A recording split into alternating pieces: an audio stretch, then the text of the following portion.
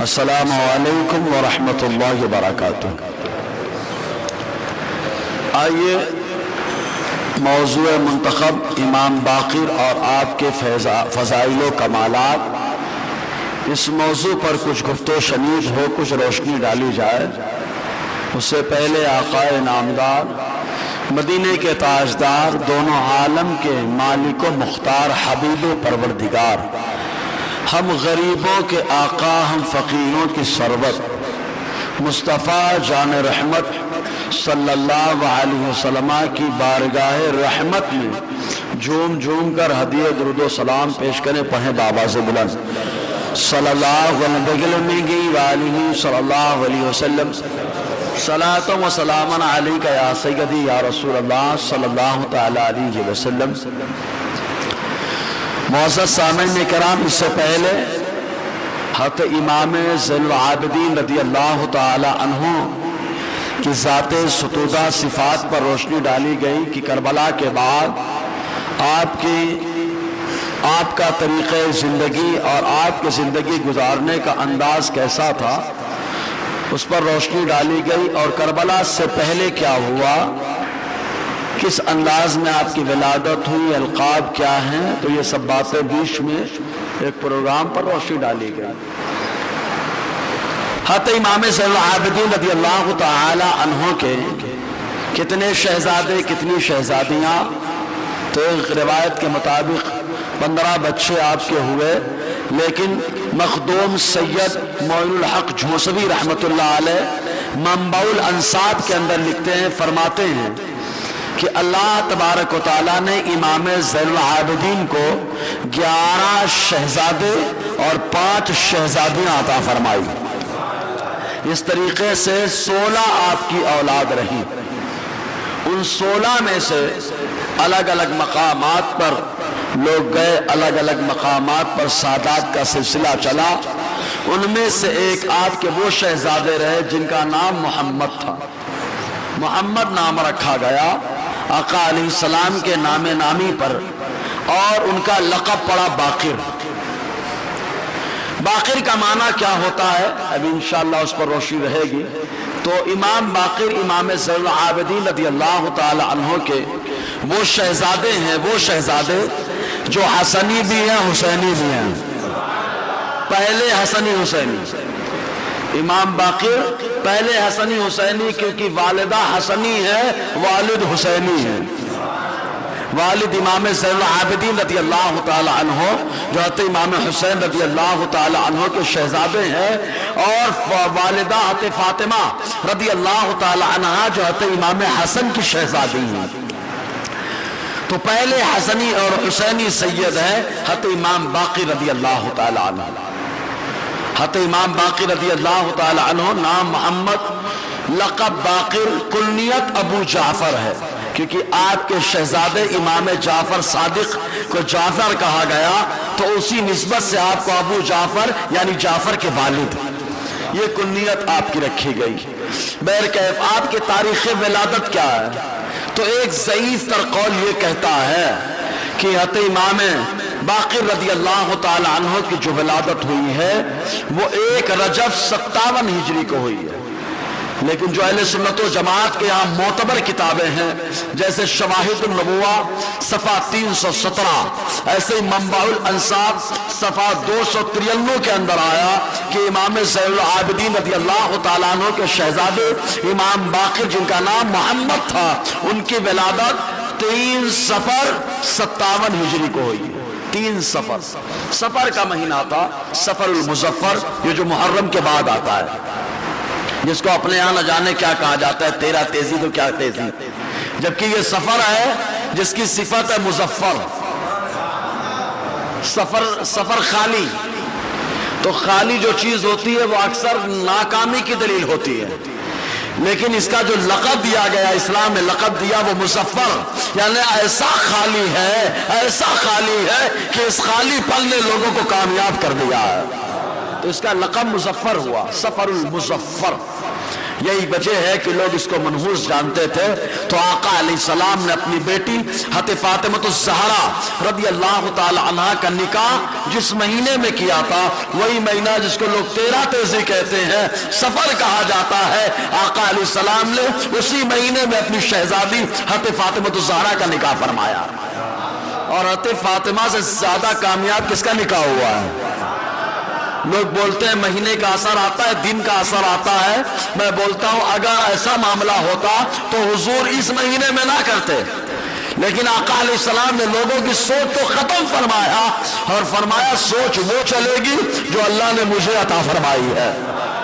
क्योंकि हर आदमी के अंदर सोचने की लियाकत और सलाहियत होती है, लेकिन जो मेरा नबी सोचता है वो कामयाबी की दलील होती है। तो सफर मुजफ्फर को लोग बुरा जानते थे, आका अलैहिस्सलाम ने अपनी शहजादी का निकाह फरमाया। शव्वाल जिसको ईद कहा जाता है, ईद का महीना, इसको भी बुरा समझा जाता था, बहुत बुरा समझा जाता था। आका अलैहिस्सलाम ने इसमें निकाह फरमाया माँ आयशा सिद्दीक़ा से, माँ आयशा सिद्दीक़ा से निकाह फरमाया और बता दिया हुजूर सबसे ज्यादा अपनी अज़वाज मुतहरात में जिससे मोहब्बत करते थे वो माँ आयशा सिद्दीक़ा की जात है। खुद हदीस पाक में हुजूर सल्लल्लाहु अलैहि वसल्लम से पूछा गया, दो रिवायतें हैं, पहले समझ लेना, एक रिवायत पहले बता रहा हूं। आका अलैहिस्सलाम से पूछा गया लोगों में सबसे ज्यादा आपको महबूब तरीन कौन है? आका ने फरमाया आयशा। फिर पूछा मर्दों में? कहा उनके वालिद अबू बकर। ये एक रिवायत। अब दूसरी रिवायत सुने, आका से फिर एक बार पूछा गया लोगों में सबसे ज्यादा प्यारी कौन है, सबसे ज्यादा महबूब तरीन कौन है? आका ने फरमाया फातिमा। फिर पूछा मर्दों में? कहा उनके शौहर अली। तो दोनों रुख लेके चले आप। सुन्नी वो है जो छोड़ता नहीं है किसी को, सबको पकड़ के चलता है, सबके दामन से वाबस्ता है। हर रिवायत पे नजर रहेगी तो कामयाबी की दलील मिलेगी, है ना। तो हुजूर सल्लल्लाहु अलैहि वसल्लम ने इसमें निकाह फरमाया। तो हज़रत इमाम बाक़ी रहमतुल्लाह अलैह रज़ी अल्लाह ताला अन्हु, आपके वलादत 3 सफर को हुई। 2 रिवायतें हमारे सामने मौजूद हैं। कहाँ हुई? मदीना मुनव्वरा में, मदीना मुनव्वरा में।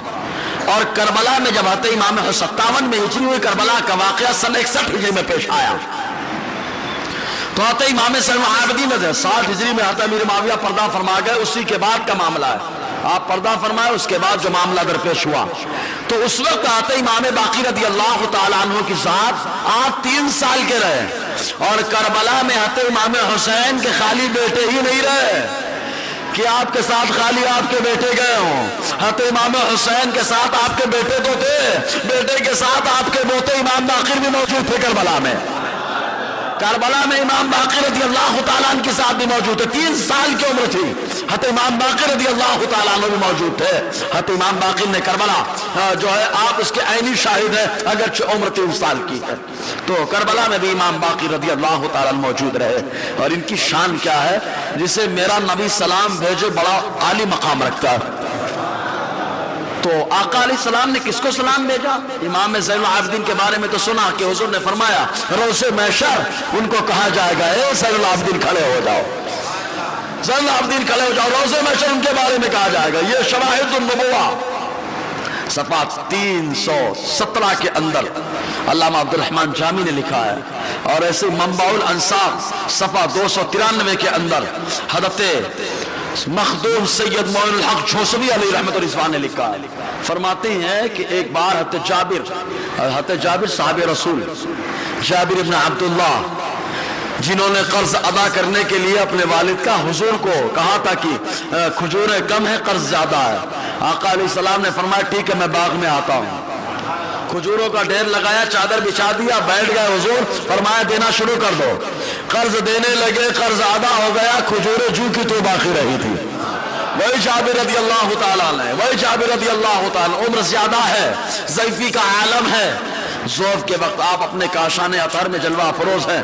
इतने में हज़रत इमाम बाक़िर आ गए।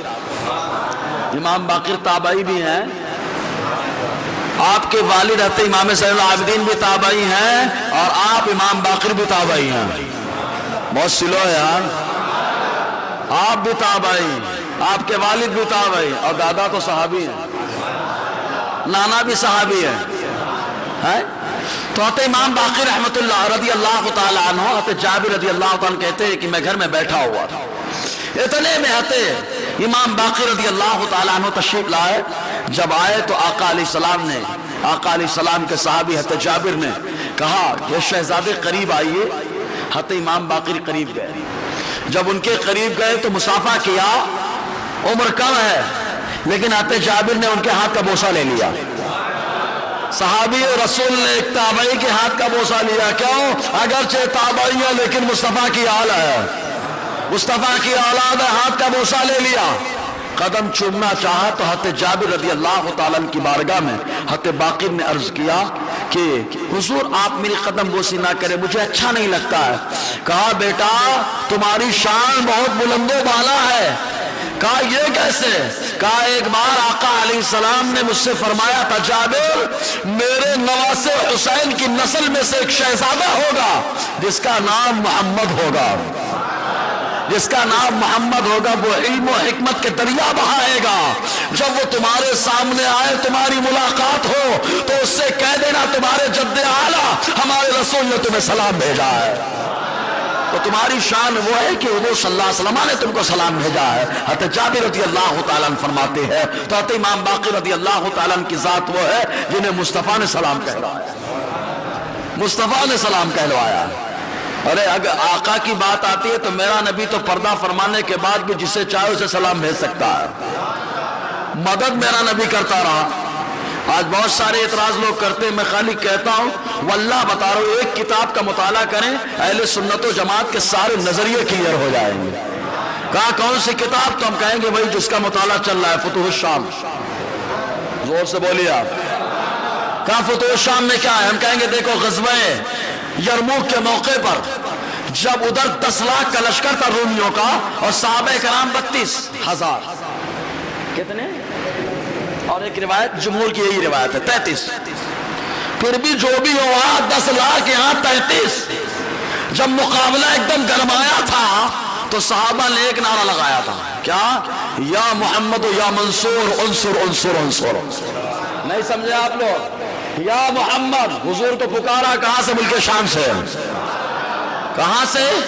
ملک شام سے پکارا. یہ بولتے ہو دور سے نہیں پکار سکتے, پاگل. میرے نبی کے پاس جاؤ تب بھی میرا نبی سنتا ہے, اور دور سے پکارو تو صحابہ کے انداز میں تو میرا نبی سنتا بھی ہے, مدد بھی کرتا ہے.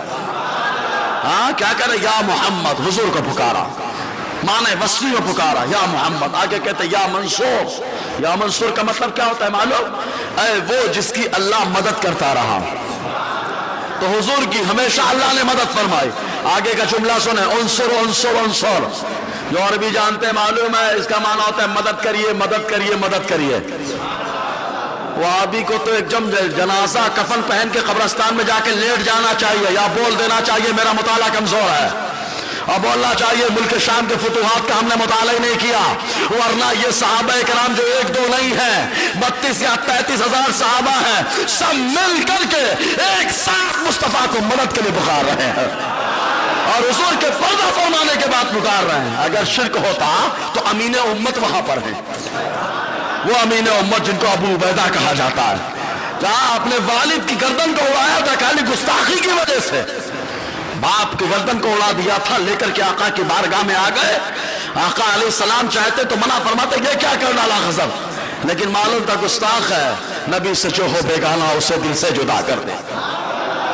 سمجھے گی نہیں آپ؟ تو یا پکارا سارے صحابہ, اس میں خالد ابن ولید بھی ہے, خالد ابن ولید بھی ہے, اس میں بڑھاتے عبد الرحمن ابن ابو بکر بھی ہیں, ابو عبد الرحمن ابن ابو بکر, ابو ہریرہ بھی ہیں, شرحبیل بن حسنہ بھی ہیں, بڑے بڑے عامر بن طفیل دوسی بھی ہیں, ربیعہ بھی ہیں, بڑے بڑے صحابہ موجود ہیں, اور سب ملک شام سے مدد کے لیے مصطفیٰ کو پکار رہے ہیں. صحابہ کے انداز میں امام احمد رضا نے بھی پکارا ہے, اسی لیے تو کہا دور و نزدیک کے سننے والے وہ کان لالے کرامت پہ لاکھوں سلام. تو پکارنے کا انداز تو ویسا لاؤ, دیکھو کیسی مدد آتی ہے, کیسی مدد آتی ہے. صحابہ کرام نے پکارا. یہ فتوح یہ پڑھے بہت سارے عقائد کلیئر ہوں گے. معلوم جگہ جگہ مصطفیٰ نے مدد فرمائی ہے. معلوم صحابہ کرام جب جنگ کے لیے نکلتے ہیں تو اللہ اکبر کے ساتھ جب بھی ضرورت پڑتی ہے اللہ اکبر کا نعرہ بھی لگا رہے ہیں اور ساتھ میں مصطفیٰ پہ درود و سلام بھی پڑھ رہے ہیں. ارے فتوح شان امام باقری نے کیا لکھا ہے. امام باقری کو مطالعہ کرتے نہیں ہیں، پھر اور جھنڈے پہ بات کرتے، جھنڈے پہ بات کہ جھنڈا غلط ہے، یہ غلط ہے، وہ غلط ہے. ملک شام میں ایک دو نہیں کئی کلر کے مسلمانوں کے جھنڈے چل رہے تھے. جنگ یرموک جب فتح مل گئی جنگ یرموک میں تو بیت المقدس کی طرف کوچ کیا گیا حضرت عمر کے فرمائش پر. بیت المقدس کی طرف جب کوچ کرنے لگے تو 5 گروہوں میں حضرت ابو عبیدہ نے لشکر کو تقسیم فرمایا تھا. ایک کو جھنڈا دیا، پہلا جھنڈا کالا تھا، دوسرا جھنڈا دیا سفید، تیسرا جھنڈا دیا پیلا، اور چوتھا جھنڈا دیا لال، اور 5واں جھنڈا ایک دم نارمل تھا جس کے کلر کے بارے میں روایت میں نہیں ملتا، بس جھنڈا دیا. اب یہ بتائیں اگر جھنڈا غلط ہوتا تو ابو عبیدہ کیوں دیتے؟ ارے جھنڈا تو پہچان ہوتی ہے. اب جو جھنڈا جس کا لگاتا ہے وہ اس کا ہو جاتا ہے، جو جھنڈا جس کا لگاتا ہے وہ اس کا ہو جاتا ہے.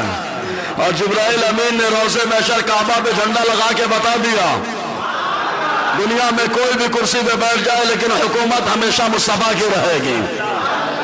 دنیا میں ہمیشہ حکومت مصطفیٰ کی رہے گی، آخرت میں مصطفیٰ کی چلے گی.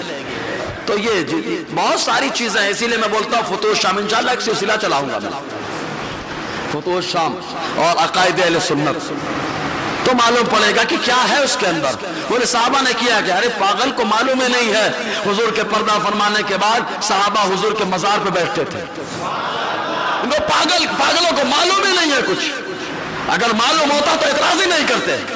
یہ دیکھو آ کر کے اٹھا کر کے دیکھو جنگ یرموک کے موقع پر عبداللہ بن قرط رضی اللہ تعالیٰ عنہ ان کے ذریعے سے حضرت ابو عبیدہ نے حضرت عمر رضی اللہ تعالیٰ عنہ کی بارگاہ میں خط بھیجا دعا کے واسطے. معلوم ہے حضرت عمر کی دعا کے بارے میں حضرت علی کیا کہتے ہیں؟ زور سے یار. حضرت عمر کی دعا کے تعلق سے حضرت علی عبداللہ ابن قرط سے کیا کہتے ہیں؟ اے عبداللہ ابن قرط، حضرت عمر امیر المومنین سے دعا کراؤ، اس لیے کہ ان کو اللہ نے وہ مقام عطا فرمایا ہے کہ جو دعا عمر کرتے ہیں اللہ ان کی ہر دعا کو قبول فرماتا ہے. یہ مولا کائنات حضرت علی فرما رہے ہیں. فتوح شام میں پڑھو اٹھا کر کے. حضرت عبداللہ ابن قرط پہنچے، 8 دن میں پہنچے. جمعہ کا دن حضرت عمر خطبہ کی تیاری کر رہے تھے. صحابہ کرام جو مدینے میں تھے مسجد میں جلوہ فروز پہنچے، خط پیش کیا. حضرت عمر نے خط پڑھا اور انا للہ و انا الیہ راجعون کے کلمات پڑھے کہ صحابہ کچھ شہید ہوئے تھے. اور شہید کتنے ہوئے تھے معلوم؟ جبلہ ایہم غیسانی کے مقصانی کے مقابل میں وہ 60,000 کا لشکر یرموک میں لے کے آیا تھا، اور وہ 60,000 کے مقابل میں آتے خالد بن ولید کتنے کو لے کے گئے تھے معلوم؟ خالی 60 لوگوں کو. کتنے لوگوں کو؟ کتنے لے کے آیا تھا؟ 60,000 کے مقابل میں کتنے آدمی؟ تو آتے خالد ابن ولید نے بتا دیا جب ایمان مضبوط ہوتا ہے تو ایک مرد قلندر 1000 پہ بھاری ہوتا ہے. حضرت خالد ابن ولید نے حضرت ابو عبیدہ سے یہی تو کہا تھا کہ 260 ہم کو. حضرت خالد ابن ولید نے 60 لوگوں کو لیا اور جو مقابلے کے لیے گئے تھے معلوم تو جبلہ بن ایہم غسانی جو مرتد ہوا تھا پہلے ایمان لایا، یہ وہی تھا جس کے بارے میں حضرت عمر نے کہا انصاف ہوگا، قصاص، دانت کا بدلہ دانت، ناک کے ہڈی کے بدلے ہڈی. تو بھاگ گیا تھا وہ، وہی مقابلے کے لیے آیا تھا. جب اس نے دیکھا کہ آتے خالد بن ولید خالی 60 لوگوں کو لے کر کے آئے تو ڈنگ مارنے لگا، اور اس کو یہ نہیں معلوم ہے یہ اللہ کے وہ شیر ہے. دوسرا شیر دہاڑتا ہے، یہ بغیر دہاڑے بھی اپنا رعب قائم کر دیتے ہیں. اور یہی تھا کہ حضرت خالد بن ولید کا معاملہ ایسا تھا کہ وہ شہادت کے جذبے میں سرشار ہو کر کے صبح سے شام تک تلوار چلا رہے ہیں. 9 تلواریں ٹوٹ گئی. لوگوں نے حضرت ابو عبیدہ کا آپ بلا لیجئے واپس، تھک گئے ہوں گے. تو حضرت ابو عبیدہ نے کہا اللہ کا واسطہ آ جائیے واپس. تو خالد بن ولید کہتے ہیں اے ہمارے لشکر کے سردار، اے امین امت، ایک صحابہ رسول، تم کو میں خدا کا واسطہ دیتا ہوں. خالد سویرے سے شام تک تلوار چلا رہا ہے لیکن ذرا بھی تھکن کا احساس نہیں ہو رہا ہے.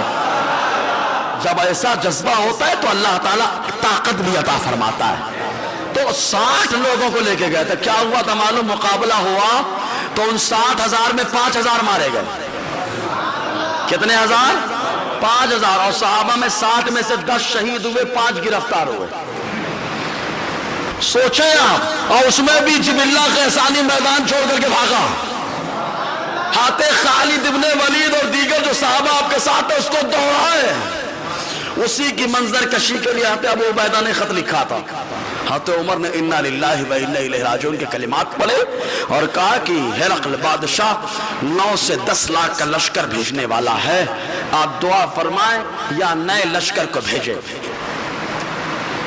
تو حضرت عمر نے سب کو سنایا، مشورہ لیا کیا کرنا چاہیے، تو مشورہ دینے کے لیے کون کھڑا ہو رہا ہے؟ فاتح خیبر، مسجد نبوی کے اندر فاتح خیبر باب العلم حضرت علی کھڑے ہوئے، کہا عمر رضی اللہ تعالیٰ عنہ اگر آپ چاہیں تو بھیج سکتے ہیں، لیکن میں نے حضور کی زبانی سنا ہے کہ مسلمانوں کو پہلے تو تکلیف ہوگی لیکن شام میں اسلامی جھنڈا لہرائے گا، مسلمانوں کو فتح ملے گی، اس لیے کسی کو مدد بھیجنے کی ضرورت نہیں ہے، بس دعا کر کے آپ حوصلہ بڑھاتے۔ جب لوگوں نے سنا کہ حضور نے کہا حضرت علی بتا رہے تو سب نے کہا اے عمر رضی اللہ تعالیٰ عنہ ہمارا وہی مشورہ ہے جو باب العلم کا مشورہ ہے۔ ہر موقع پر حضرت علی کے مشورے پر، بیت المقدس کی صلح میں بھی حضرت عمر جو گئے تھے وہ حضرت علی کے مشورے سے گئے تھے، حضرت علی کا مشورہ تھا کہ آپ جائیے، مسلمانوں کو بغیر خون جنگ لڑے ہوئے اللہ فتح عطا فرمائے گا، تو آپ کا جانا بہتر ہے۔ تو حضرت عمر نے کہا عثمان بھی اچھا مشورہ دیتے ہیں اور علی بھی اچھا مشورہ دیتے ہیں، لیکن عمر کو وہی مشورہ پسند ہے جو علی مشورہ دے رہے ہیں، تو حضرت عمر گئے۔ بہرحال تو حضرت عمر نے خط لکھوایا اور کہا کہ چلے جانا۔ عبداللہ ابن قرط کہتے ہیں، میری بات سمجھ آ رہی ہے نا، شاید پہلی بار سننے میں آ رہا ہو اس لیے ہم لوگ جاگ گئے، نہیں جمعہ میں تو جھپکی بھی آتی ہے، اب نہیں آئے گی، جو قوم سو جاتی ہے وہ سو جاتی ہے۔ عبداللہ ابن قرط کہتے خط لیا نکل پڑا، جانے لگا تو میرے دل نے، میرے ضمیر نے، میرے ایمان نے گوارا نہ کیا کہ میں تو یار مسجد میں ہوں، مسجد نبوی سے جا رہا ہوں اور آقا کی بارگاہ میں سلامی پیش نہیں کیا۔ فرماتے میرے زمین نے گوارا نے کیا، پھر میں دروازے پہ تھا، فوراً واپس آیا، جو شہر کا دروازہ واپس آیا، آنے کے بعد جب آقا کے روضے پہ پہنچتا ہوں تو کیا دیکھتا ہوں، وہاں پہلے سے حضرت عثمان موجود ہے، پہلے سے حضرت علی موجود ہے، حضور کے چچا عباس موجود ہے، اور حضرت عائشہ صدیقہ موجود ہے، ماں حفصہ موجود ہے، ماں ام سلمہ موجود ہے، اور ساتھ میں حسنین کریمین بھی موجود ہیں۔ امام حسن کو حضور کے چچا عباس نے اپنے گود میں بٹھا رکھا ہے، امام حسین کو حضرت علی نے اپنے گود میں بٹھا رکھا ہے، کوئی سورہ ہود کی تلاوت کر رہا ہے، کوئی سورہ رات کی تلاوت کر رہا ہے، الگ الگ قرآن شریف پڑھا جا رہا ہے۔ اگر سمجھ میں آیا ہو تو بول دینا۔ یہ پاگل بولتا ہے کہ مزار پہ جمع ہو کے قرآن پڑھنا کہاں سے ثابت؟ میں کہتا ہوں وہاں سے ثابت ہے جہاں سے تو نہیں ثابت ہے، وہاں سے ثابت ہے جہاں سے تو نہیں ثابت۔ کیوں؟ تیرا وجود وہاں کا نہیں ہے، تیرا وجود کہیں اور کا ہے، ہمارا وجود مدینے کا تھا، مدینے کا ہے، مدینے کا رہے گا۔ سمجھے کہ نہیں؟ مطلب وجود عقیدہ، ہمارا عقیدہ مدینے کا ہے، مدینے کا تھا، مدینے کا رہے گا۔ تیرا عقیدہ نجد سے آیا تو کہاں سے ثابت ہوگا؟ جب وہاں پہنچے دیکھنے کے بعد، دیکھو موضوع سے ہٹ گیا وہ شاید ہے نا، لیکن جذبات میں آگے انشاءاللہ آتا ہوں اور 2-3 قصے چلا دیں گے، کیا فرق پڑتا ہے؟ بزرگوں کا فیضان ہے، مواد مل جاتا ہے پیش کر دینے کا، یہ تو ان کا کرم ہے جو اپنی بات کرا لیتے ہیں، اور ان کا کرم ہے جو آپ کو اپنی بات سنا دیتے ہیں، ورنہ آج کے دور میں کون کس کی سنتا ہے؟ آج کا دور میں تو میں بڑا یہی چل رہا، میں بڑا، جس نے بولا میں بڑا وہی چھوٹا ہوا۔ یہ چمڑے کا لباس پہننے والے حضرت عمر، جس میں 14 پیوند ابھی چمڑے کے لگے ہوئے ہیں، معلوم ہے ایک بطریق نے دیکھا تھا بیت المقدس کی فتح کے موقع پر، حضرت عمر کو بہت غور سے کہا واللہ مسیح کی قسم کھا کے میں کہتا ہوں یہ وہی عمر ہیں، ان کا لقب فاروق ہے، جن کے ذریعے سے بیت المقدس فتح ہوگا، اور یہ ہم اپنی کتابوں میں پاتے ہیں۔ یہ حضرت عمر کا تیور تھا۔ بہرحال تو وہاں پہ جب پہنچا عبداللہ ابن قرط، پہنچنے کے بعد سب دیکھا تو حضرت علی سے کہا آپ دعا کر دیجئے، یہاں پہ سب لوگ حضور کے گھر والے موجود ہیں، دعا کر دیں کام ہو جائے۔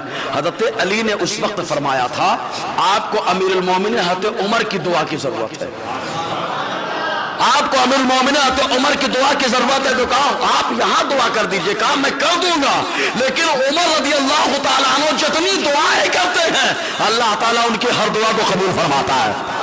हुजूर की बारगाह में बैठ करके हथेली कह रहे हैं। इतनी मोहब्बत है आपस में जी। तो उसके बाद अब्दुल्लाह इब्न कुर्त हथेली से दुआ लेते, सबसे दुआ लेके रवाना हुए। आए थे तो 8 दिन लगा, जाने में 3 दिन। अबू उबैदा ने देखा, कहा कैसे आ गए 3 दिन में? कहा ये सब दुआओं की बरकतें हैं। ये पागल क्या समझे, जब इनकी दुआ में इतना असर है, जो सहाबी है तो सोचो जिनके सहाबी उनके दुआ में कितना असर होगा, समझे कि नहीं जी। हज़रत जाबिर रज़ी अल्लाह तआला ने कहा, शहजादे आका अलैहिस्सलाम ने कहा था मेरे बेटे हुसैन के घराने में एक मेरा शहजादा होगा जिसका नाम मोहम्मद होगा। ए जाबिर, जब तुम्हारी मुलाकात हो तो उनसे मेरा सलाम कह देना, है ना। तो फुतूह शाम में अहले सुन्नत का अकीदा क्लियर हो रहा है कि नहीं हो रहा है? इसको आम करने की जरूरत है, समझे ना। अरबी में भी है और उर्दू में भी इसका तर्जमा किया गया है। गैरों ने डंडी मारी है, किसी सुन्नी का तर्जमा पढ़ना, ये लोग है ना क़िससुल अंबिया में भी माँ इज़ाफ़ात, तो असल को मार करके इज़ाफ़ात बढ़ाए रहते हैं, इज़ाफ़ात बढ़ाए रहते हैं। अब इनके यहाँ बुखारी भी छप रही है तो मुतरजम।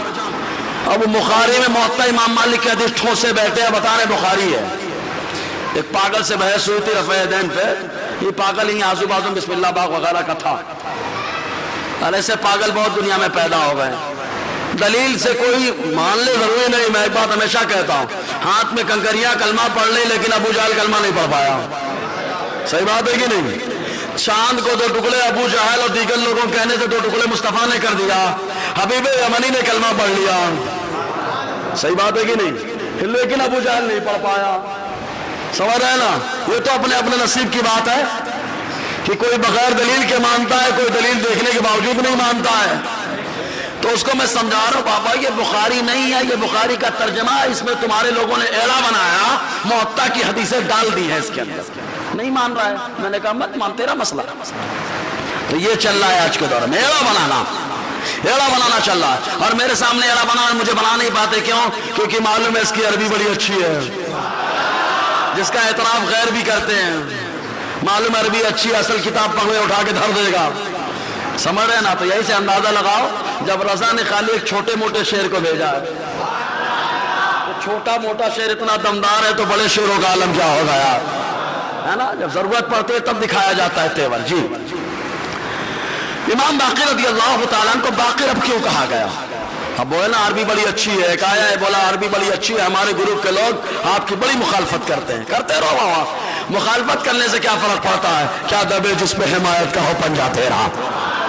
हाँ, मुखालफत की जब बात आई तो ये रिवायत फिर आ गई फुतूह शाम की, शायद उस दिन गौसिया में बताया भी मैंने कि हिरक़ल बादशाह ने एक आदमी को बहुत इनाम से नवाजा और कहा ये इनाम तो कम है, तू उमर को अगर कत्ल करके आ जा तो और ज्यादा इनाम दे दूंगा। अब इनाम के लालच में चल पड़े। हजरत उमर भी ईमान की लालच में ही आए थे कि 100 ऊँट मिल जाएंगे, हुजूर का काम तमाम होगा। लेकिन मुस्तफा का जलवा मिल गया, ऊँट किनारे रह गए, जलवा महबूब पे एकदम मार हो गए, दीवाने हो गए, गिरफ्तार हो गए, है ना। तो वो आया तो जिस दरख्त के नीचे हज़रत उमर लेटा करते थे उसी दरख्त पे चढ़ गया खजूर के, और चढ़ के पत्तियों में अपने आप को छुपा लिया। हज़रत उमर आए और आने के बाद ईंट उठाई, ईंट को रखा, साफ किया और जमीन पे ऐसे ही तकिया, ईंट को तकिया बना के लेट गए, सो गए। और वो देखकर रूमी हैरान कि ये बादशाह, ये खलीफा है और ये जमीन पे लेटा है तकिया लगा करके ईंट का। देख के बड़ा हैरान, उसने इरादा किया मौका बड़ा अच्छा है, काम कर देना चाहिए, क्योंकि इसके बाद मौका मिले ना मिले, अभी सो रहा है, सोते में काम हो जाएगा। अब उसको क्या मालूम पागल को, लेकिन अल्लाह का ये बंदा सोता है तो अल्लाह के लिए सोता है, और जो अल्लाह के लिए सोता है तो अल्लाह उसकी हिफाजत करता है। जैसे उतरने का इरादा किया, क्या देखता है एक शेर आया, आने के बाद हज़रत उमर के पांव को चाट रहा है, हज़रत उमर के पांव को चाट रहा है। उसके दिमाग में बात बैठ गई कि यार इतना मजबूत आदमी ईमान का और इतना हक आदमी की शेर आकर के कदमों को चाट रहा है। उसकी दिल की दुनिया बदली, आया था कत्ल होने के लिए, उसके दिल में जो कुफ्र था उसको कत्ल कर डाला, कत्ल किया। जब शेर चला गया नीचे उतरा, हज़रत उमर को जगाया, कहा हाथ लाइए। हज़रत उमर ने कहा क्या हुआ? कहा हाथ लाइए, अपने नबी का कलमा पढ़ा के मुझे मुशर्रफ इस्लाम कर दीजिए।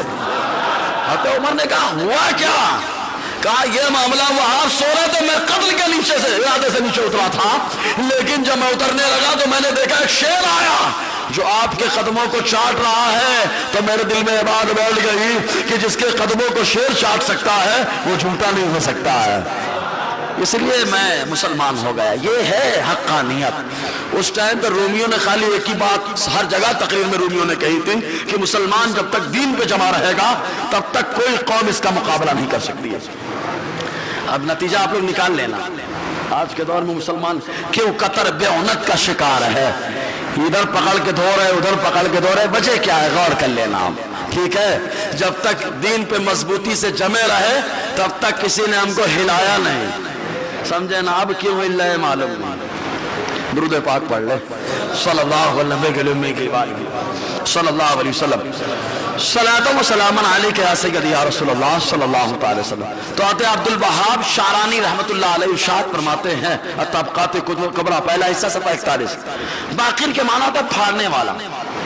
باقر کے معنی کیا ہوتا ہے؟ پھاڑنے والا، پھاڑنے والا۔ تو امام باقر نے کیا جب ظاہر سی بات ہے آدمی جیسے کوئی پھل ہے، ناریل ہی مان لیجئے، جب اس کو کوئی پھوڑے گا تو پانی نکلے گا، اندر ناریل نکلے گا۔ تو آپ نے کن چیزوں کو پھاڑا، کیا نکالا؟ تو علامہ عبد الوہاب شعرانی فرماتے ہیں سمیہ بالباقر لأنه بقر العلم شقه فعرف اصله وعرف خفيه۔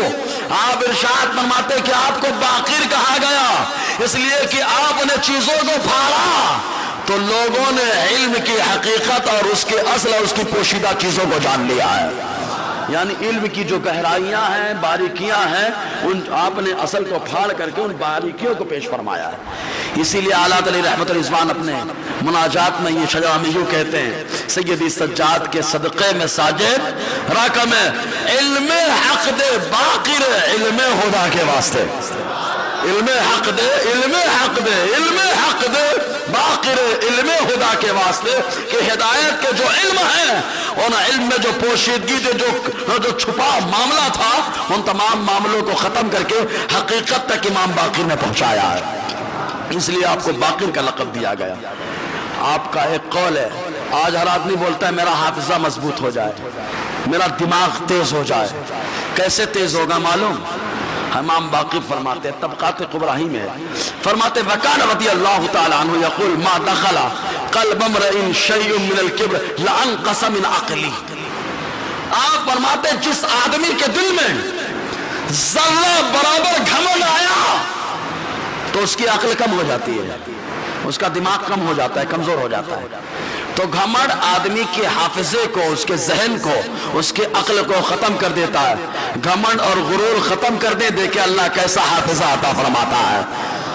اب اتنا پیارا وظیفہ لوگ تعویذ بھی، ابھی تو ایک تعویذ ہے، حافظہ مضبوط کرنا۔ اسی لیے علماء اگر گھمنڈ ختم کر لیں، علماء سے مراد آج کے دور میں ہمارے اسلاف نہیں بابا، وہ تو ہمارے اسلاف ایسے رہے کہ ان کے کرم سے ہم جیسے جاہل عالم بن گئے، صحیح ہے نا؟ ہم جیسے جائے آج گھمنڈ ختم کرنے کی ضرورت ہے، آج اسے انکساری لانے کی ضرورت ہے۔ تو آپ فرماتے جس نے ایسا کیا اس کا معاملہ ختم ہوا۔ اور آپ ارشاد فرمایا کرتے تھے ہمیشہ کہ سب سے افضل عبادت یہ ہے کہ بندہ اپنے پیٹ کو حرام سے بچائے، شرمگاہ کو حرام سے بچائے۔ شرمگاہ کو حرام سے بچانا، پیٹ کو حرام سے بچانا سب سے افضل عبادت ہے۔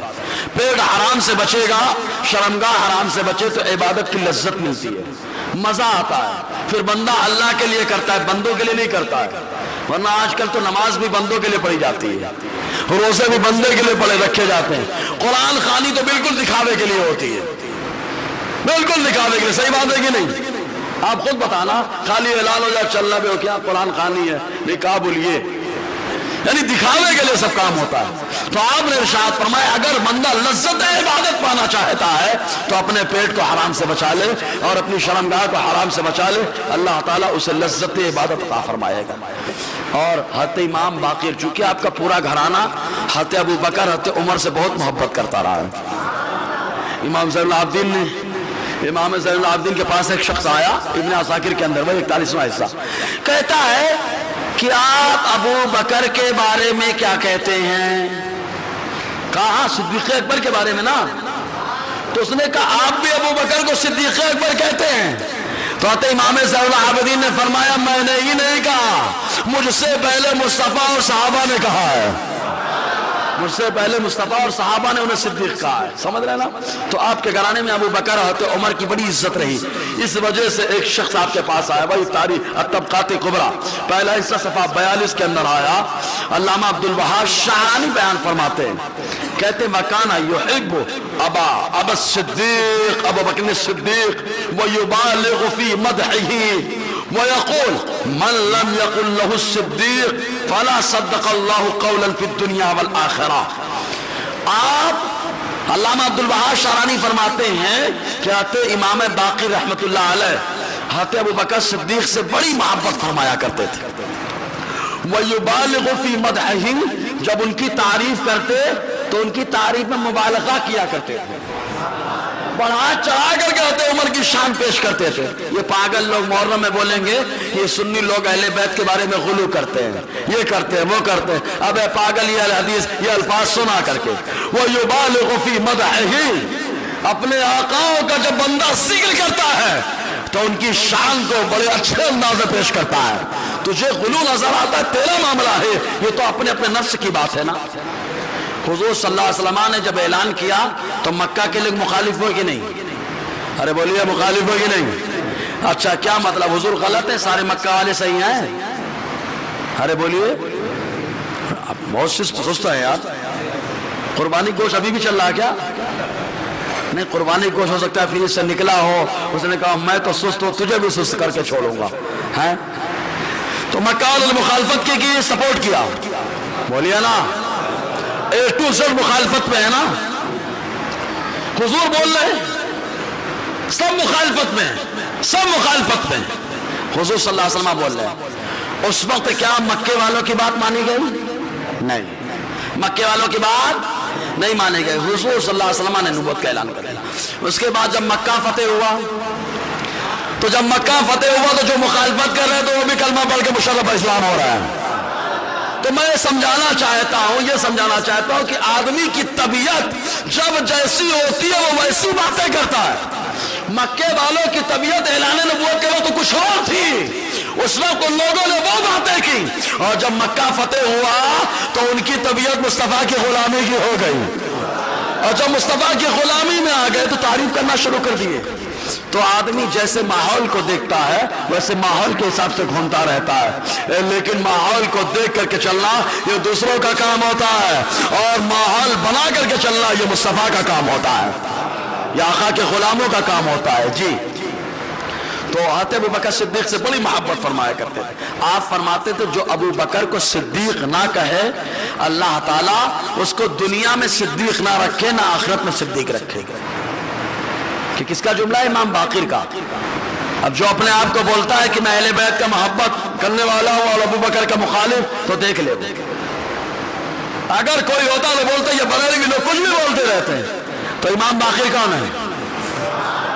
ارے جو فتویٰ امام زین العابدین نے دیا، جو فتویٰ امام باقر نے دیا، تم نے بھلا دیا، احمد رضا نے اسی فتوے کو عام فرمایا ہے۔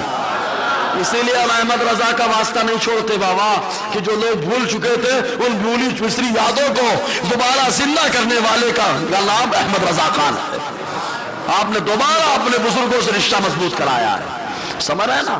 ہم مجدد کہتے بھی اس کو ہیں کہ جب دین میں ایک وقفہ آتا ہے کہ دین میں کافی دھول بیٹھ جاتی ہے، جیسے کتابیں رکھ دو تو دھول جم جاتی ہے، پھر کوئی آتا ہے صاف کرتا ہے، پھر رکھتا ہے، پھر دھول جم جاتی ہے۔ تو ایسے شریعت میں غلط سلط حرکتیں لوگ جمانے کی کوشش کرتے ہیں، یہ صحیح، یہ صحیح، یہ صحیح، یہ غلط، تب یہ چلنے لگی ہے۔ تو جب شریعت پہ دھول بیٹھ جاتی ہے تو اسی دھول کو بھگانے کے لیے، ختم کرنے کے لیے اللہ تعالیٰ جس کو بھیجتا ہے انہی کو مجدد کہا جاتا ہے۔ تو احمد رضا خان نے ایسی دھول صاف کی ہے کہ جن لوگوں نے شرارت کی تو ان کی دھول اڑا دی ہے، سمجھے کہ نہیں؟ احمد رضا خان علیہ رحمت اللہ ان کی شان الگ ہے۔ جی، اسی لیے تو مہاراجا کے بزرگوں نے کہا خان زادہ سیدوں کا اعلیٰ حضرت ہو گیا ہے، سیدوں کا اعلیٰ حضرت ہو گیا۔ ایسے سادات ہیں مہاراجا والے جو خان زادے کو، خان کو اپنا اعلیٰ حضرت مانتے ہیں، سمجھے کہ نہیں؟ یہ احمد رضا کی شان ہے۔ جی، تو آپ اسی طریقے سے آپ کو خبر لگی وَبَلَغَهُ عَنْ جَمَاعَةٍ مِّنْ أَهْلِ الْعِرَاقِ أَنَّهُمْ يُبْغِضُونَ أَبَا بَكْرٍ وَعُمَرَ وَيَزْعُمُونَ أَنَّهُمْ يُحِبُّونَ أَهْلَ الْبَيْتِ فَكَتَبَ إِلَيْهِمْ أَنِّي بَرِيٌّ مِّمَّن يُبْغِضُ أَبَا بَكْرٍ وَعُمَرَ وَأَنِّي لَوْ وُلِّيتُ لَتَقَرَّبْتُ إِلَى اللَّهِ تَعَالَى بِدَمَاءِ مَن يَكْرَهُهُمَا۔ حضرت امام باقر رحمت اللہ علیہ کو خبر لگی کہ کچھ عراق کے لوگ وہ یہ دعویٰ کرتے ہیں ہم اہل بیت سے محبت کرنے والے، حدیث الفاظ ہیں ہم اہل بیت سے محبت کرتے ہیں، اور خبر لگی کہ وہ ابو بکر و عمر کی شان میں گستاخیاں کرتے ہیں، اور دعویٰ یہ کہ ہم اہل بیت سے محبت کرتے ہیں، اور گستاخیاں کس کی؟ ابو بکر و عمر شیخین کی شان میں بےہودہ کلمات بکتے ہیں۔ تو آپ نے ان لوگوں کو لکھا سنو انی بریء ممن یبغض ابا بکر و عمر، میں ان سے بیزار ہوں جو لوگ ابو بکر و عمر سے نفرت کرتے ہیں، میں ان کو پسند نہیں کرتا۔ لاکھ تم دعویٰ کرو میں امام باقر والا، لیکن تم نے ابو بکر عمر کی شان میں جیسے ہی گستاخی کر دی، امام باقر کا فتویٰ آ گیا کہ میں اس سے بیزار ہوں۔ آگے ارشاد فرماتے ہیں کاش میں والی بنا دیا جاؤں، ذمہ دار بنا دیا جاؤں، لَتَقَرَّبْتُ إِلَى اللَّهِ تَعَالَى بِدِمَاءِ مَن يَكْرَهُهُمَا، تو ان لوگوں کا خون جو لوگ ابو بکر و عمر سے نفرت کرتے ہیں اللہ کی بارگاہ میں پیش کروں، مطلب میں ان کی گردن اڑا دوں جو ابو بکر و عمر کی شان میں گستاخیاں کرتے ہیں۔ اے امام باقر یہ نظریہ کہاں سے آیا کہ جو ابو بکر و عمر کی شان میں گستاخی کرے گردن مار دے؟ تو امام باقر کہیں گے میں اپنے نانا کا نواسا ہوں، میں نبی کے علوم کا وارث ہوں، میرے نبی نے فرمایا جو میری شان میں گستاخی کرے مارو، جو ابو بکر کی شان میں گستاخی کرے مارو قتل کرو، جو عمر کی شان میں گستاخی کرے قتل کرو، جو عثمان کی شان میں گستاخی کرے کوڑے لگاؤ، علی کی شان میں گستاخی کرے کوڑے لگاؤ۔ لوگوں نے کہا سائے اللہ کے نبی صلی اللہ علیہ وسلم وجہ کیا ہے؟ آپ نے اپنے بارے میں قتل کا حکم دیا، وہ ابو بکر اور عمر کے بارے میں دیا، عثمان و علی کے بارے میں کوڑے لگانے کا حکم دیا۔ آقا فرماتے لِأَنَّ اللَّهَ تَعَالَى قَدْ خَلَقَنِي وَأَبَا بَكْرٍ وَعُمَرَ مِن تُرْبَةٍ وَاحِدَةٍ وَفِيهَا نُطْفَةٌ، آقا نے فرمایا اس لیے کہ اللہ تعالیٰ نے مجھے، میرے ابو بکر کو، میرے عمر کو ایک ہی مٹی سے بنایا ہے، ایک ہی مٹی سے بنا اور ایک ہی مٹی میں ہم جانے والے ہیں۔ آقا نے اپنے پہلو میں بلا لیا ہے، اتنی محبت مصطفیٰ کو ہے کہ دنیا میں بھی ساتھ میں رکھے، برزخ میں ہے تب بھی اپنے ساتھ میں، اور محشر میں تو آئیں گے۔ آقا فرماتے میں نکلوں گا میرا ابو بکر قبر سے نکلے گا، میرا عمر نکلے گا، یہ آقا علیہ السلام نے بیان فرمایا۔ جی تو امام باقر نے کہا کہ جو گستاخی ہے اس کے خون کو رب کی بارگاہ میں پیش کروں، اور حضرت امام باقر رضی اللہ عنہ بہت ساری آپ کی کرامتیں ہیں، بہت ساری کرامتیں، دل کی کیفیت پہلے ہی جان لیتے تھے آپ۔ شواہد النبوہ کے اندر علامہ عبد الرحمن جامع علی رحمان نے لکھا صفحہ 316 کے اندر، فیض ابن مطر کہتے ہیں کہ میں ایک مرتبہ امام ابو جعفر امام باقر کے ہاں حاضر ہوا، جب میں ان کے ہاں پہنچا تو میں نے چاہا کہ عشاء کی نماز ادا کرنے کے لیے کوئی جگہ پوچھ لوں کہ کہاں نماز پڑھنی ہے بتا دے آپ، تاکہ میں ان کے گھر میں عشاء کی نماز ادا کر لوں۔ کہتے ہیں ابھی میں نے سوال نہیں کیا تھا، خالی دل میں یہ بات سوچی تھی۔ کہتے امام باقر رحمت اللہ علیہ نے ارشاد فرمایا آقا علیہ السلام جہاں پر گھاس ہوتی یا جو جگہ صاف ہوتی، آقا علیہ السلام کو جب نماز کا وقت ہو جاتا تو وہیں حضور نماز پڑھ لیا کرتے تھے۔ مطلب حضور کا فتویٰ بھی، حدیث بھی سنا دی، فتویٰ بھی دے دیا کہ تم میرے گھر میں عشاء کی جگہ پوچھنے والے ہو، تم کو جہاں صاف جگہ مل جائے اے فیض ابن مطر وہاں پر عشاء کی نماز پڑھ لو، یہ آقا علیہ السلام کی سنت کریمہ ہے۔ دل کی کیفیت کو جان لو، دل میں سوچا ہی ہے اور جواب دے دیا، سوچا ہی جواب دے دیا۔ ایسے اور بہت ساری روایتیں ہیں۔ ایک موقع وہ آیا، کچھ لوگ وہ ہیں جن کو وصال سے پہلے معلوم ہو جاتا ہے کہ میں وصال کب کروں گا، سمجھے نا، وصال سے پہلے ہی معلوم ہو جاتا ہے۔ جیسے اعلیٰ علی رحمت رضوان نے آیت کریمہ سے بتا دیا تھا، جو آپ کے وصال کی تاریخ جس آیت کریمہ میں ہے وہ آیت کریمہ پہلے ہی آپ نے بتا دی تھی، یہ میرے وصال کی تاریخ ہے۔ ارے سبحان اللہ تو بولو یار، وصال کی تاریخ پہلے بتا دی۔ ایسے ہی اور بہت سارے بزرگوں نے بتائی۔ حضرت امام باقر رحمت اللہ علیہ نے خود ارشاد فرمایا، ایک مرتبہ اپنے بیٹے امام جعفر صادق رضی اللہ تعالیٰ عنہ کو بلایا، شواہد النبوہ صفحہ 216 کے اندر ہے۔ فرماتے ہیں امام جعفر صادق کہ ایک دن میرے والد نے مجھ سے کہا میری عمر کے صرف 5 سال باقی رہ گئے، بس خالی 5 سال، اس کے بعد میں پردہ کر جاؤں گا۔ حضرت امام جعفر صادق فرماتے ہیں جب میرے والد وصال فرما گئے تو ان کے وصال فرمانے کے بعد میں نے دن کو شمار کیا، مہینوں کو شمار کیا، میرے والد نے جتنی مدت فرمائی تھی کہ میری عمر کے باقی ہے اتنی مدت پوری ہونے کے بعد ہی آپ وصال فرما گئے۔ سوچے جب امام باقر جو آقا علیہ السلام کے علوم کے وارث سے یہ معاملہ ہے تو مصطفیٰ کے علوم کا معاملہ کتنا مضبوط ہوگا یار، آقا علیہ السلام کے علم غیب کا معاملہ کتنا اعلیٰ عظیم ہوگا۔ حضور صلی اللہ علیہ وسلم نشاندہی فرمائے تو اعتراض کریں کہ حضور کو غیب نہیں ہے، غیب نہیں ہے۔ ارے حضور کو تو وہ غیب معلوم ہے جو کسی کو نہیں معلوم۔ آج تک کسی نے اللہ کو دیکھا ہے میں کہ لیکن رسول اللہ نے دیکھا ہے۔ اچھا ایک چیز اور، یہ بڑی اچھی بات آ گئی اچانک، معراج کی رات حضور نے اللہ کو دیکھا ہے۔ بیت المقدس کا جب گھیراؤ کیا تھا چاروں طرف سے صحابہ نے، تو وہاں پر بطریق جو سب سے بڑا کنیسے کا قمامہ کنیسے کا نام تھا، وہاں کا بطریق جو آیا تو آنے کے بعد ابو عبیدہ سے پوچھتا ہے تمہارے نبی کی فضیلت بیان کرو، تو آتے ابو عبیدہ نے کئی فضیلتیں بیان فرمائی۔ پھر معراج کا بھی ذکر اس نے کیا، کیا معراج ہوئی ہے؟ کہاں معراج ہوئی ہے؟ کہاں معراج میں یہاں آئے تھے؟ کہاں یہاں آقا علیہ السلام آئے تھے، انبیاء کی امامت بھی فرمائی تھی۔ کہاں اس کے بعد پوچھا اور معراج میں کیا ہوا؟ تو آتے ابو عبیدہ تعریف کرتے کرتے کرتے کرتے آخر میں کیا بولتے معلوم؟ معراج سے میرا نبی گیا خالی اللہ تعالیٰ سے ملاقات ہی نہیں کی ہے بلکہ ملاقات کے ساتھ ساتھ اللہ نے اپنی زیارت سے مالا مال فرمایا ہے۔ بطریق یہ کہتا ہے اگر واقعتاً تمہارے نبی وہی نبی ہے جو ہماری کتابوں میں ہے تو تمہارا سردار ہے، ان کا نام ہوگا عمر، ان کا لقب ہوگا فاروق، انہی کے زمانے میں بیت المقدس مسلمانوں کے ہاتھ میں جائے گا۔ حضرت ابو عبیدہ کہتے میری خوشی کا ٹھکانہ نہ رہا، میری خوشی کا ٹھکانہ نہ رہا کیونکہ بطریق نے بغیر سنے کہہ دیا۔ میں نے اس سے کہا جو تم نے بتایا ہے وہ ہمارے نبی کے دوسرے خلیفہ ہیں، ان کا نام عمر ہے اور ان کو میرے مصطفیٰ نے فاروق لقب عطا فرمایا ہے۔ سمجھے نا؟ تو اسلام کے بارے میں مسلمانوں زیادہ خیر جانتے ہیں لیکن ایمان نے کیسا آدمی جو حضور کے بارے میں نہیں جانتا۔ تو تعارف کراتے ہوئے حضرت ابو عبیدہ نے کہا تھا حضور نے اللہ کو دیکھا ہے۔ جی ایک موقع وہ آیا کہ جیسے میں نے کہا نا کہ اللہ کے نیک بندوں کے پاس جانور بھی آتے ہیں بات کرنے کے لیے، آتے ہیں بات کرنے کے لیے۔ ایک بار علامہ عبد الرحمن جامی لکھتے ہیں شواہد النبوہ کے اندر، شواہد النبوہ اٹھا کر دیکھیں اردو میں ہے صفحہ 320 کے اندر، اردو میں کتاب بڑی زبردست ہے شواہد النبوہ۔ حالانکہ کچھ لوگ اپنی صلاحیت بخارتے ہیں کہ نہیں ایسی نہیں ہے ویسی نہیں ہے، لیکن میرے دادا استاد حضور فقیہ ملت نے کئی حوالے کئی موقع پر اس کے نقل فرمائے اور ان کا نقل کرنا اس بات کی دلیل ہے کہ وہ کتاب اہل سنت کے یہاں معتبر ہے۔ سمجھے نا؟ حضور فقیہ ملت نے نقل فرمایا۔ جی تو اس کے اندر لکھا علامہ عبد الرحمن جامی کہتے ایک راوی ہیں انہوں نے کہا ہم حضرت محمد بن علی کے پاس گئے۔ محمد بن علی کس کو؟ محمد امام باقر کا نام اور علی امام زین العابدین کا نام۔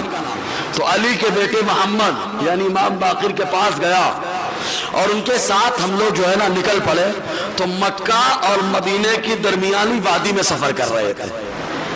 حضرت امام باقر اس وقت ایک خچر پہ سوار تھے، خچر گھوڑے سے چھوٹا گدھے سے بڑا، خچر پہ سوار کر رہے تھے اور میں اپنے گدھے پہ سوار تھا، سواری کر رہے تھے۔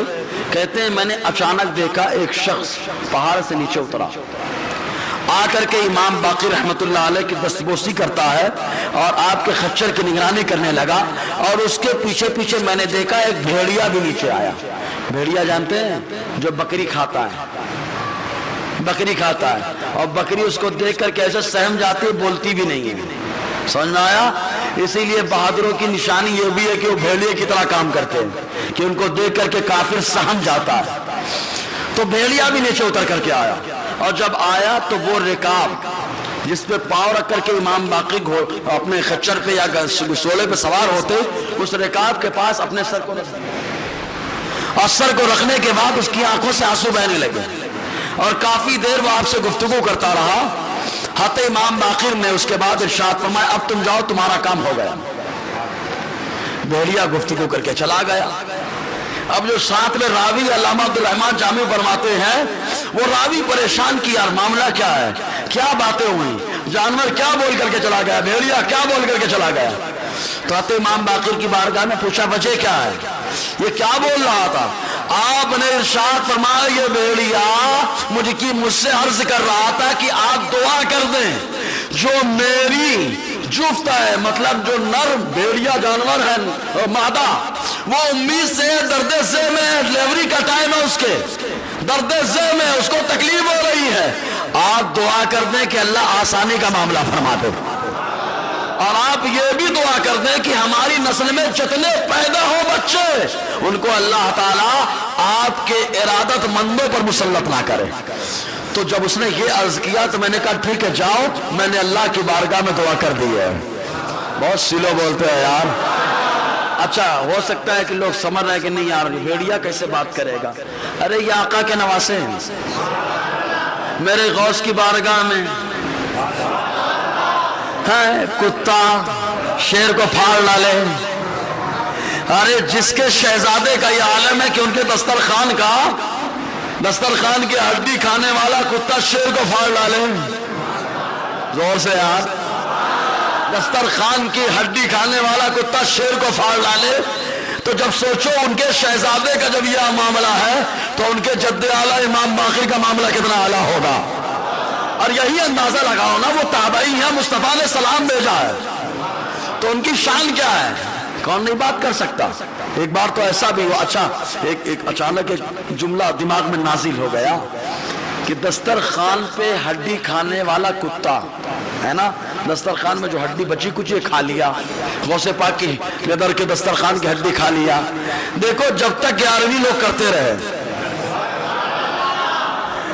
سمجھ میں آیا کچھ، جب تک لوگ 11ویں کرتے رہے اگرچہ کمزور رہے لیکن اچھے اچھے شیروں کو پھاڑتے رہے، کیونکہ غوث پاک کے دسترخوان کا جب ہڈی کھانے والا کتا اتنا دمدار ہوتا ہے تو غوث پاک کی منسوب نیاز کا کھانے والا وہ دمدار نہیں ہوتا، وہ بہت دمدار ہوتا ہے۔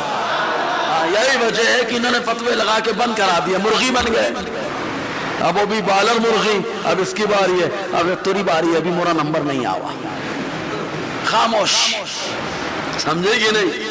اللہ تبارک و تعالی مسلمانوں کے اندر جذبہ ایمانی پیدا فرمائے۔ جی تو ایک بار ایسے ہی ہوا کہ حضرت امام باقر رحمۃ اللہ علیہ کی بارگاہ میں ایک شخص آیا، اس نے پوچھا یہ بتائیے آپ کو کیسے معلوم ہوا کہ اللہ نے آپ کو اپنا دوست بنا لیا؟ جذبی کیفیت میں موڈ میں تھے، اور موڈ میں جب اللہ والے ہوتے ہیں تو ان کی بات ہی الگ ہوتی ہے، تو موڈ میں تھے، انہوں نے ارشاد فرمایا ٹھیک ہے اس درخت کو بلاؤ، جو سوکھا درخت ہے وہ چلا آئے گا۔ اس نے اشارہ کیا، آنے لگا، آپ نے اشارہ کیا، رک گیا۔ آپ نے ارشاد فرمایا اللہ نے مجھے دوست بنایا اس لیے درخت بھی مجھ سے دوستی کر رہا ہے، اللہ نے مجھے دوست بنایا درخت بھی دوستی کر رہا ہے۔ تو یہ آقا علیہ السلام کے گھر والے درخت بھی دوستی کر رہا، روک دیا وہیں پر۔ اچھا ایک چیز اور، چاہتے تو خود بلاتے، اس سے بلوایا، کہا تو ہی بلوایا، اس سے کیوں بلوایا؟ کیونکہ یہ بتانے کے لیے ارے میں تو اللہ کا دوست ہوں، تو میری بارگاہ میں آیا سوال کرنے کے لیے، لیکن آیا اچھی نیت سے، اب تو بولا تیری زبان میں پاور آ چکا ہے، سمجھے نا۔ تو یہ اللہ تعالیٰ کے نیک بندے۔ ایسے ہی شواہد النبوہ پڑھیے، آپ امام باقر کے بارے میں جانکاری لینی ہے تو شواہد النبوہ پڑھیے، بڑا مزہ آئے گا، ایمان تازہ ہو جائے گا۔ حتیٰ کہ ایک بار ایک شخص جن کا نام ابو بصیر ہے، بہت ساری روایتیں میں نے لکھی ہیں، انشاءاللہ اس کی دوسری قسط بھی چلے گی۔ ابو بصیر رحمت اللہ علیہ یہ آئے، یہ نابینا تھے، نابینا کس کے پاس؟ امام باقر کے پاس۔ اب ہر آدمی جو نابینا ہوتا ہے وہ تو یہ سوچتا ہے کہ بھائی کام مل جائے، اس کے لیے تو نیر پہ بھی جاتے ہیں ہم لوگ، نیر سمجھے، چونکہ مخدوم پاک کی تاریخ ہے، اور جب میرے مخدوم کی بات آئے گی تو ہم جیسے خادم بولیں گے، مخدوم پاک کے نیر کا وہ فیضان ہے، واقعتاً عقیدت سے کوئی نہائے تو اللہ بیماریاں دور فرماتا ہے، یہ مخدوم پاک کا فیضان۔ اسے مخدوم پاک سے ایک شخص نے بنارس میں کہہ دیا تھا، بنارس میں کہہ دیا تھا تو ان کے سب دھرم گرو ٹاور والے، نیٹ ورک جن کا الگ ملتا ہوا ہے، لیکن یہاں ٹاور کے باوجود نیٹ ورک اللہ سے ملا ہوا ہے۔ اس نے کہہ دیا اگر آپ حق ہے، اللہ سچا ہے تو کوئی دلیل پیش کریں، کوئی دلیل پیش کریں۔ مخدوم پاک علیہ رحمت الرحمن نے فرمایا تم جن کی پوجا کرتے ہو اگر انہی میں سے کوئی بول دے تو، انہی میں سے کوئی بول دے تو وہ جتنے تھے ٹاور والے انہوں نے کہا ٹھیک ہے اس کو بلوا دیجئے، معلوم ہے پتھر بولتے نہیں ہیں، بولتے نہیں پھر بھی بناتے تم ہی ہو، تم ہی پوچھتے ہو، آپ نے اشارہ کیا، پوری زندگی پوچھنے والے کی نہیں سنے، جو مخالفت کر رہا ہے اشارہ کر رہا ہے، بولنا شروع کر دیا ہے۔ ایک بت کی طرف اشارہ کیا، وہ بت ہلا اور ہلنے کے بعد کلمہ بولنے لگا۔ وہاں پہ جتنے لوگ موجود تھے مخدوم پاک کی کرامت کو دیکھ کر کے ایمان لے آئے، اور کچھ اپنی ابو جہلیت کو ظاہر کرنے کے لیے ایمان نہیں لائے۔ یہ مخدوم پاک علیہ رحمت الاسلام کی شان ہے۔ اور تاریخ میں دو ہی تو بادشاہ ہیں، دو بادشاہ جنہوں اللہ کے لیے جنہوں نے بادشاہت کو چھوڑا ہے۔ آپ کہیں گے کون؟ ہم کہیں گے کہ ابراہیم بن ادہم، بہت سلو ہے یار۔ ابراہیم بن ادہم زبردست بادشاہ تھے، شکار پہ جا رہے تھے، بچوں کو مجانی پڑھاتے ہم لوگ، شکار پہ جا رہے تھے، خالی شکار پہ آواز آ گئی تو ان کا شکار کر رہا ہے، موت تیرے پیچھے پیچھے چل رہی، بعد دل کی دنیا بدل گئی، بادشاہت کو چھوڑ دیا اور خلوت نشینی اختیار کر لی۔ اللہ تعالیٰ نے دلوں میں حکومت عطا فرما دیا ہے۔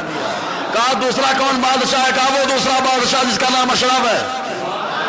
اشرف کا معنی ہی ہوتا ہے اعلیٰ، اشرف کا معنی ہی ہوتا ہے اعلیٰ، جس کا نام اشرف ہے، مخدوم ہے، جس کو خطاب، جن کو بادشاہت ترک کرنے کے لیے ذہن دینے والے ایک نبی ہے جن کا نام خضر علیہ السلام ہے، جنہوں نے بادشاہت کو چھوڑا تھا۔ معلوم ہے اعلیٰ حضرت المخدوم پاک میں چند چیزیں سملر ہیں، سمجھے نا، لیکن اپنے اپنے مقام پہ دونوں ہیں۔